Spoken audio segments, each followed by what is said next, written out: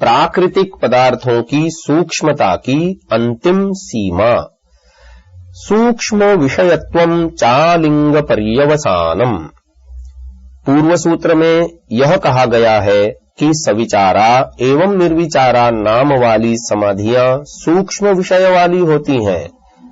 प्रस्तुत सूत्र में ये स्पष्ट किया जा रहा है कि वस्तुओं की सूक्ष्मता की सीमा क्या है, अर्थात कौन कौन सी वस्तुएं सूक्ष्म होती हैं, कौन सी वस्तु किससे अधिक सूक्ष्म होती है और इस सूक्ष्मता का अंत, समाप्ति या परिसीमा कहां तक है। इन्हीं प्रश्नों के समाधान के लिए प्रस्तुत सूत्र है। सर्वप्रथम हमें यह समझना चाहिए कि सूक्ष्म किसे कहते हैं, अर्थात सूक्ष्म शब्द का क्या अर्थ है। इस संदर्भ में महर्षि दयानंद जी सरस्वती ने उणादि कोश में सूक्ष्म शब्द का निर्वचन किया है। सूचयति पैशून्यम करोतीति सूक्ष्मम अत्यल्पम वा, अर्थात जो न्यूनता को दिखाता है उसे सूक्ष्म कहते हैं, अथवा जो थोड़ा है उसे सूक्ष्म कहते हैं। यहां पर न्यूनता व थोड़ा में दो अर्थ सूक्ष्म शब्द के दर्शाए हैं। चाहे न्यूनता कहो चाहे थोड़ा कहो, इनका एक अभिप्राय स्थान की दृष्टि से है और दूसरा ज्ञान की दृष्टि से है। स्थान की दृष्टि से सूक्ष्मता इस प्रकार समझनी चाहिए कि संपूर्ण ब्रह्मांड कार्य पदार्थ उत्पन्न पदार्थ है। उत्पन्न पदार्थ कारण पदार्थ की अपेक्षा अधिक स्थान या अवकाश घेरता है।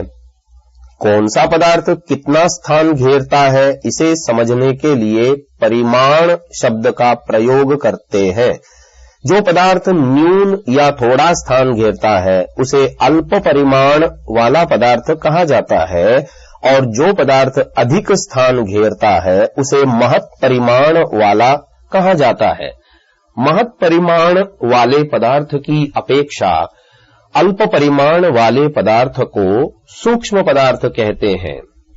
सूक्ष्मता का दूसरा अभिप्राय ज्ञान की दृष्टि से इस प्रकार समझना चाहिए कि कोई पदार्थ थोड़ी सी जानकारी से समझ में आता है, कोई पदार्थ थोड़ी अधिक जानकारी से समझ में आता है और कोई पदार्थ अत्यधिक जानकारी से समझ में आता है। उदाहरण के लिए घड़ा कैसे बनता है इसे समझने के लिए ज्ञान चाहिए, पंखे की मोटर को समझने के लिए भी ज्ञान चाहिए और सॉफ्टवेयर को समझने के लिए भी ज्ञान चाहिए, परंतु तीनों के ज्ञान में अंतर है। इसी प्रकार संसार को समझने के लिए ज्ञान चाहिए, जीवात्मा को समझने के लिए भी ज्ञान चाहिए और परमात्मा को समझने के लिए भी ज्ञान चाहिए, परंतु ईश्वर को समझने के लिए सबसे अधिक ज्ञान चाहिए और वह भी बड़ी कठिनाई से जाना जाता है। जो पदार्थ अधिक ज्ञान से व कठिनाई से जाना जाता हो उस पदार्थ का सूक्ष्म शब्द से व्यवहार करते हैं। जैसे कि परमात्मा को कहा जाता है कि परमात्मा बहुत सूक्ष्म है, अर्थात सबसे सूक्ष्म है। उपनिषद आदि शास्त्रों में परमात्मा को अति सूक्ष्म कहा गया है। परमात्मा स्थान की दृष्टि से तो सूक्ष्म नहीं है, क्योंकि वह महत् परिमाण वाला है, यानी विभू है। परमात्मा से रिक्त कोई भी स्थान नहीं है।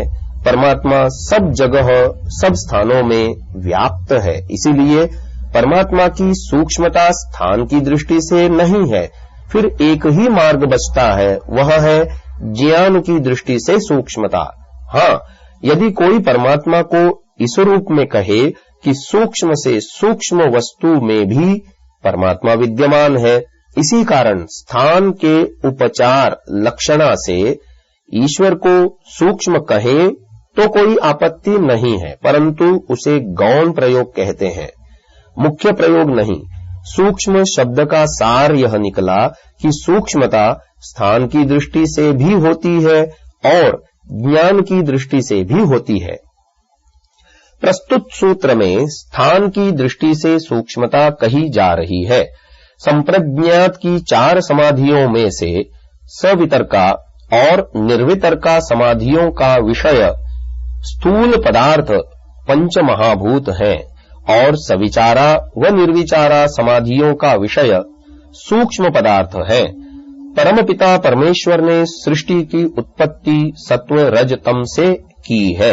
निर्माण की प्रक्रिया में पंचमहाभूत अंतिम पदार्थ माने जाते हैं। यह बात अलग है कि 5 भूतों को मिलाकर सूर्य चंद्र शरीर आदि का निर्माण हुआ है। इसीलिए सूक्ष्मता प्रारंभ होती है पंच महाभूतों के कारणों अर्थात पंच तन्मात्राओं से। ये पंच तन्मात्राएं सूक्ष्म विषय हैं। पंच तन्मात्राओं से सूक्ष्मता प्रारंभ होती है और यही सूक्ष्मता कहां तक जाती है, इस बात को समझाने के लिए सूक्ष्म विषयत्वम चालिंग पर्यवसानम सूत्र है। महर्षि वेदव्यास जी सूक्ष्मता को समझाते हुए लिखते हैं, पार्थिवस्याणोर गंध तन्मात्रम सूक्ष्मो विषयः, अर्थात पृथ्वी का जो एक अणु है उस अणु का जो कारण गंध तन्मात्रा है, वह गंध तन्मात्रा पृथ्वी के अणु की अपेक्षा सूक्ष्म है। जैसा कि पूर्व में बता आए कि कार्य की अपेक्षा कारण सूक्ष्म होता है, क्योंकि कार्य अधिक स्थान घेरता है और कारण अल्प स्थान घेरता है, इसीलिए कारण सूक्ष्म होता है। इसी प्रकार आप्यस्य रसतन्मात्रम, अर्थात जल का जो अणु है उस अणु का जो कारण रसतन्मात्रा है, वह जल के अणु की अपेक्षा सूक्ष्म है। तैजसस्य रूपतन्मात्रम, अग्नि का जो अणु है उस अणु का जो कारण रूप तन्मात्रा है, वह अग्नि के अणु की अपेक्षा सूक्ष्म है। वायवीयस्य स्पर्श तन्मात्रम, वायु का जो अणु है उस अणु का जो कारण स्पर्श तन्मात्रा है, वह वायु के अणु की अपेक्षा सूक्ष्म है। आकाशस्य शब्द तन्मात्रमिति, आकाश का जो अणु है उस अणु का जो कारण शब्द तन्मात्रा है, वह आकाश के अणु की अपेक्षा सूक्ष्म है। तन्मात्राएं भी किसी की अपेक्षा कार्य पदार्थ है, इसीलिए उनका भी कारण होना चाहिए। और वह कारण कौन सा है? ऋषि लिखते हैं कि तेषाम अहंकारः, अर्थात उन तन्मात्राओं का जो कारण अहंकार है, वह तन्मात्राओं की अपेक्षा सूक्ष्म है। वह अहंकार भी किसी का कार्य है। उसके कारण को बताते हुए महर्षि जी लिखते हैं, अस्यापि लिंगमात्रम सूक्ष्मो विषयः, अर्थात इस अहंकार का जो कारण लिंग स्वरूप महत्तत्व है, वह अहंकार की अपेक्षा सूक्ष्म है।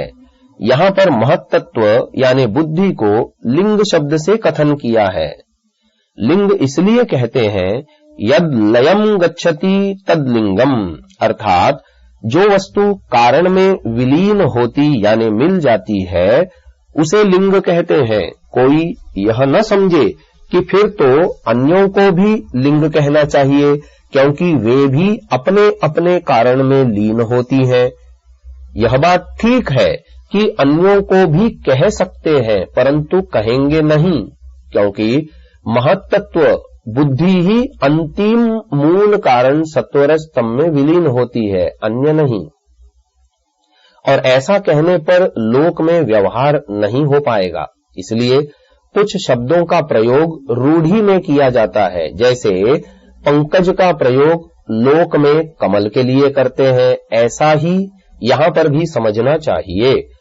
आगे महर्षि जी लिखते हैं कि लिंग का भी कोई कारण है, वह है लिंग मात्र स्याप्य लिंगम सूक्ष्मो विषयः, अर्थात महत्तत्व रूपी लिंग का जो कारण अलिंग है, वह लिंग की अपेक्षा सूक्ष्म है। यहाँ पर अलिंग का तात्पर्य सत्व रज तम है।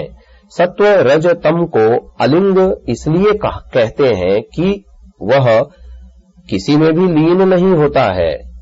वह स्वयं आदि मूल कारण है, अर्थात अंतिम कारण है। अंतिम कारण का कोई कारण नहीं होता है। यह सर्वमान्य सिद्धांत है कि प्रत्येक कारण का कारण नहीं होता। यदि प्रत्येक कारण का कारण होने लगे तो व्यवहार भी नहीं चलता, क्योंकि कारण के कारण को समझना कभी समाप्त ही नहीं होगा।